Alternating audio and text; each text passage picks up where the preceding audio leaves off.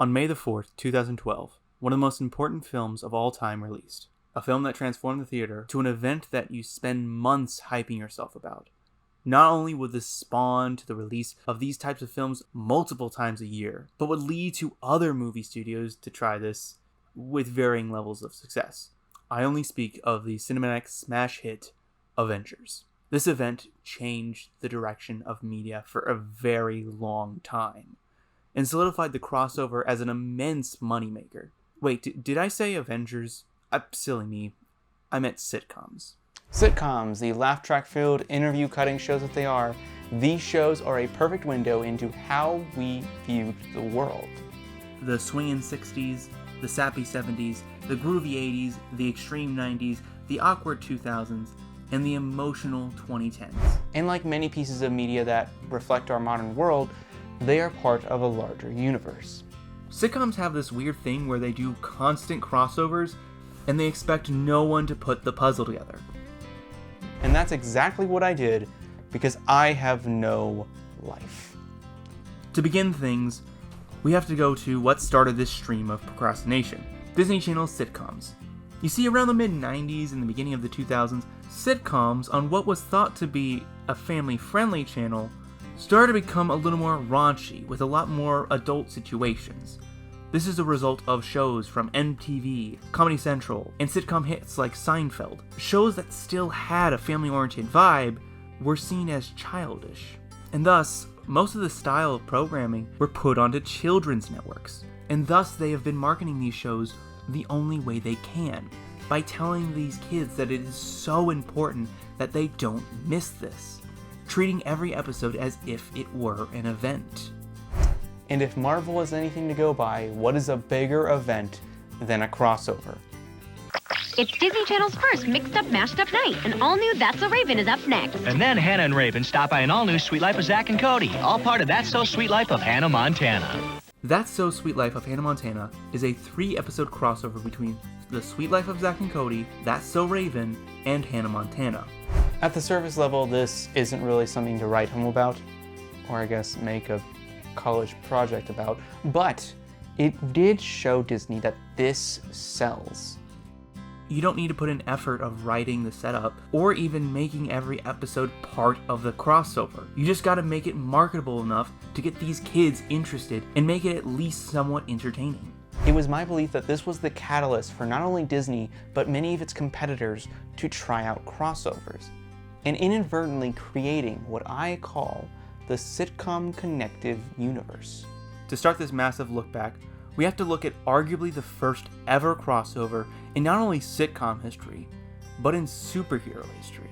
On January 14th, 1957, Superman met the cast of I Love Lucy, with a mild case of sexism. Do you mean to say that you've been married to her for 15 years? Yeah, 15 years. And they call me Superman.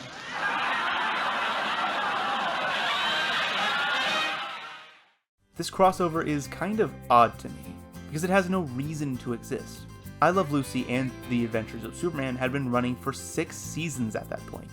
So a crossover is kind of late in their popularity, as both shows would end shortly after. This was a question I asked myself a lot watching these. After several other cameos and crossovers we don't have much time for, we then land ourselves into a show called Instant Mom. The episode in question has the titular mom meeting several famous sitcom mothers. Characters from the show Sister Sister, Family Ties, The Cosby Show, Happy Days, and The Brady Bunch. The thing about this crossover is that it was in 2014 on Nickelodeon.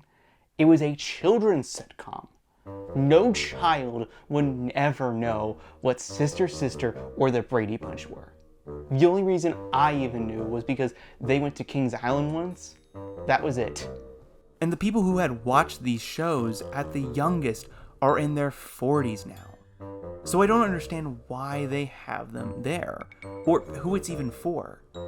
This gets more confusing as you go further down this rabbit hole. The show Victorious had Mr. Belding from Saved by the Bell appear in an episode called April Fool's Blank. In Scooby-Doo and Guess Who, Urkel appears for an episode. Cheers characters appear in a Simpsons episode, as well as the Simpsons appearing on Sesame Street of all shows, and hell, Sesame Street is the biggest offender of odd crossovers. They did a crossover short with Game of Thrones, the show with sex, violence, gore, dismemberment, incest, torture, and nudity. They had a crossover, an official crossover, with Elmo.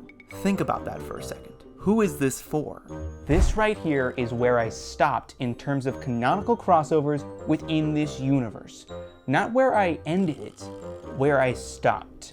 It goes so much deeper than this. The question then becomes, why is this so convoluted? Well, because no one actually knew or really cared to know. For instance, in the finale of the hospital drama series, Saint Elsewhere, the series ends with a heavy implication that the entire show took place within an autistic child's imagination. This is known as the Tommy Westphal universe theory, as when one show would appear on Saint Elsewhere, that show would then be part of this imaginary universe. If any characters from Saint Elsewhere appeared on any other show, that then show would then become part of this imaginary universe as well. And do you think that the person that made the idea that Jesse and Spider-Man should cross over even remotely thought of this theory? No, they probably don't even know it exists. The question then becomes, why? Why would they use franchises past their prime? Why would they combine characters that have no business even knowing each other? After watching so many crossovers through comic books, TV shows, movies, toys, I think I figured it out. It's not for the fan service, the demand, or even that executive that just wanted it. It's because it shocks you. Seeing these characters interact when they really shouldn't is surprising. And that surprise is the best marketing of all time.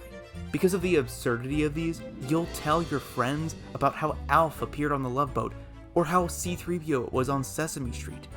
It's the absurdity of that situation mixed with the accidental comedy of that absurdity. There's no other way to put it. It's a sitcom.